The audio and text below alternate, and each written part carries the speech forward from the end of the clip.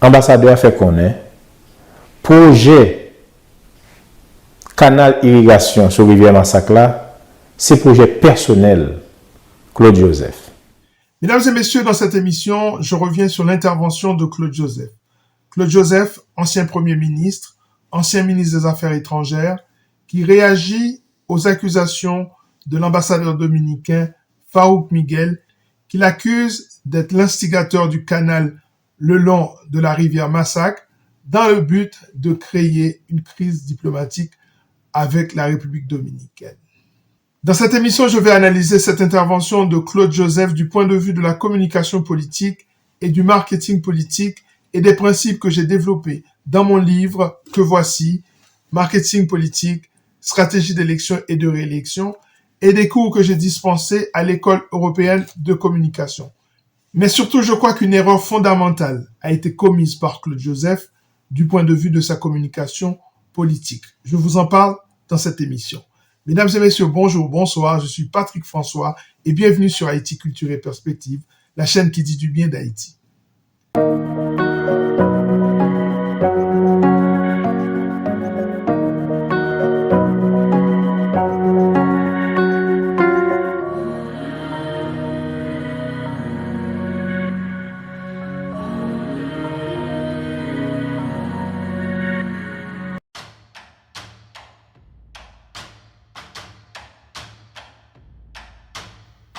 La musique est de circonstance. La langue utilisée est le créole, la langue de la majorité. Cela aussi est symptomatique de son positionnement politique. On en parle tout de suite. Il y a la posture. La posture est présidentielle, solennelle. Le décor aussi est de circonstance. L'homme est dans une bibliothèque, au milieu des livres, ce qui marque une forme d'expertise, une forme de sagesse, une forme de connaissance. La posture est dressée, les mains sont jointes. Il ne faut pas négliger le non-verbal. En communication politique, le non-verbal est parfois plus important que les mots dits, sans jeu de mots. La tête est redressée, le regard est franc, fier, il n'y a pas de colère chez l'homme, sa représentation est soignée.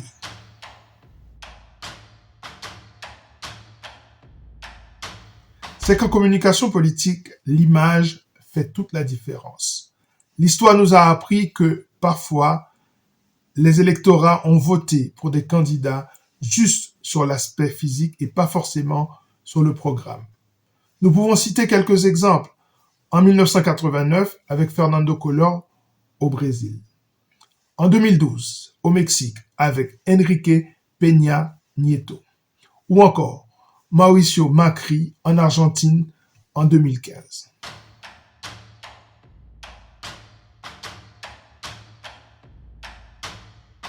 Oui, m'assumer responsabilité dans la bataille pour jodi nous avancer avec travail ça.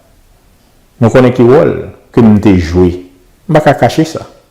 En ce qui a trait à son positionnement politique, son discours n'est pas un discours de militantisme comme on a pu le voir depuis le début de cette crise. Au contraire, il se positionne en candidat de rupture par rapport au gouvernement d'Ariel Henry. En somme, c'est un chef d'État qui se met au-dessus de la mêlée pour défendre les intérêts suprêmes de la nation. Et m'a toujours assumé responsabilité depuis c'est ça qui vient à ouais avec intérêt supérieur pays d'Haïti, pays. D'ailleurs, son intervention commence par une formule presque populiste. Peuple haïtien, frère Maxime,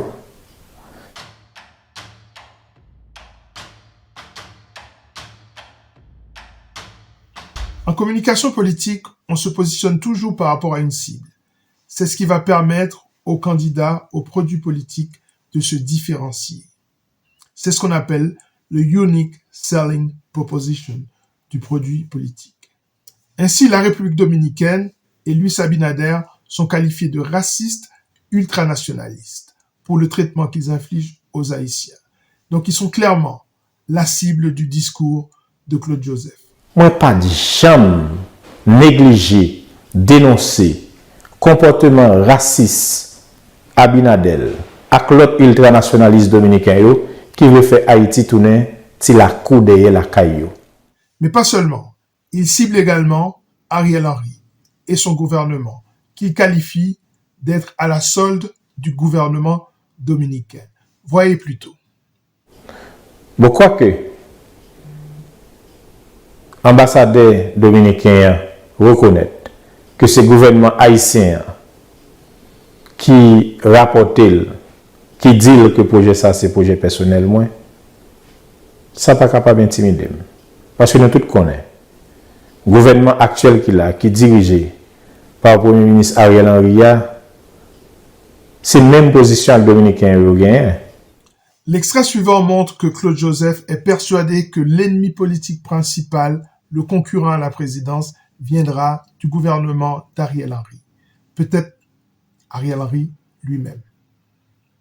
C'est parce que, effectivement, le gouvernement, ça a son gouvernement vassal, un gouvernement reste avec, un gouvernement qui défend l'intérêt dominicain.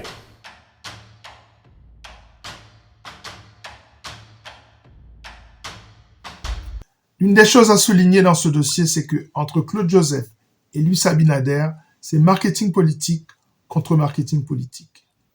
Abinader se présente aux élections l'année prochaine et le discours qui fédère son électorat autour de lui, c'est celui qui condamne les Haïtiens et qui présente Haïti comme un danger pour la sûreté de la République dominicaine. Et lui, Abinader, étant le bouclier contre cette menace qui plane sur la République dominicaine. D'où le fait d'avoir fermé le canal, d'où le fait d'avoir durci ces mesures à l'encontre de l'immigration haïtienne. De son côté, Claude Joseph, visiblement déjà en campagne électorale, a compris que la question du canal fait l'unanimité au sein des Haïtiens. Pour la première fois, un sujet arrive à fédérer tous les intérêts haïtiens. Dès lors, il se présente en maître de cette question et en défenseur absolu des intérêts du peuple haïtien. Cela s'appelle de l'opportunisme politique. Si ce n'est pas de courage et de détermination, très probablement, on va attendre des questions canal irrigation sur le rivière Massacre jeudi.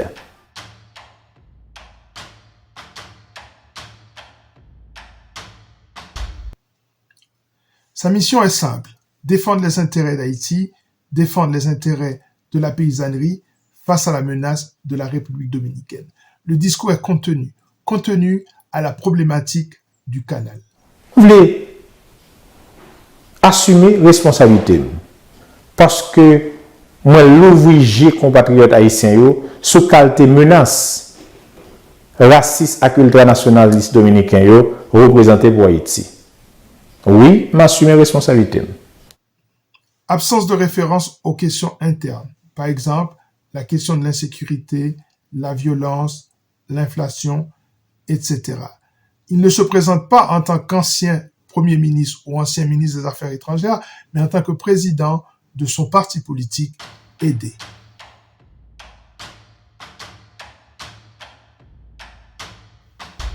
Ainsi, dans le hit-parade des maudits, sans jeu de mots, Abinader et le gouvernement dominicain ont été mentionnés 5 fois. Racistes et nationalistes ont été mentionnés 6 fois. Ariel Henry et le gouvernement haïtien ont été mentionnés pas moins de 9 fois. Mais c'est surtout l'expression « j'assume mes responsabilités » qui a été utilisée dans une espèce d'anaphore pas loin de 12 fois, histoire pour le candidat de se placer sur l'échiquier politique. C'est qu'en marketing politique, celui qui vient du pouvoir a souvent tendance à utiliser le domaine international comme échappatoire à ses responsabilités locales. Ainsi, l'international est une porte de sortie ou alors une fenêtre d'opportunité. En marketing politique, chaque crise est à la fois une menace mais aussi une opportunité.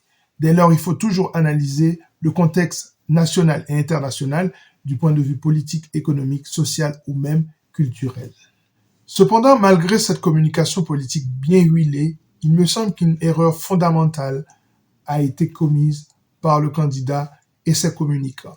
Une erreur qui potentiellement peut lui coûter très cher.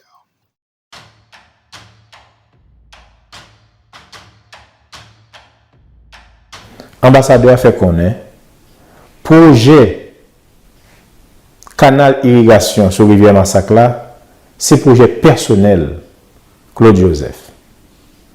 C'est un projet initié en façon pour être capable de déclencher une crise avec la République dominicaine.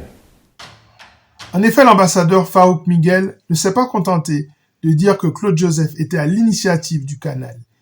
Il a aussi ajouté qu'il voulait créer une crise avec la République dominicaine. Or, il me semble que c'est un peu risqué puisque beaucoup d'Haïtiens ont des intérêts en République dominicaine, que ce soit les hommes d'affaires, la classe politique ou encore le simple citoyen lambda qui fait de l'import-export en achetant des produits en République dominicaine, à tort ou à raison d'ailleurs. Dès lors, si la situation s'aggrave entre les deux pays, qui nous dit que ces personnes ne vont pas se retourner contre lui? Il me semble que cette tactique peut être assez risquée pour Claude Joseph.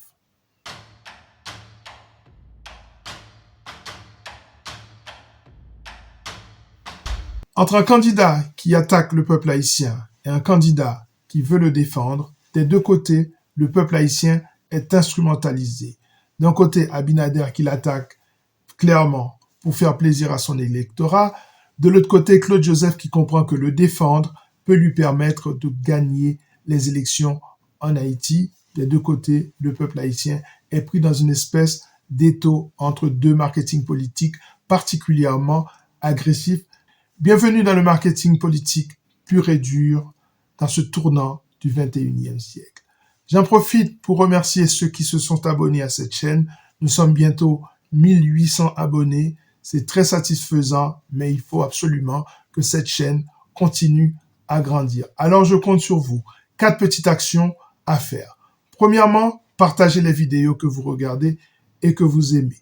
Deuxièmement, commentez les vidéos pour leur donner plus d'allure sur YouTube. Troisièmement, cochez la cloche de notification afin de ne rien manquer des prochaines publications. Et enfin, abonnez-vous si vous ne l'avez pas fait. N'oubliez pas que vous avez le pouvoir de faire grandir cette chaîne. À très bientôt, portez-vous bien.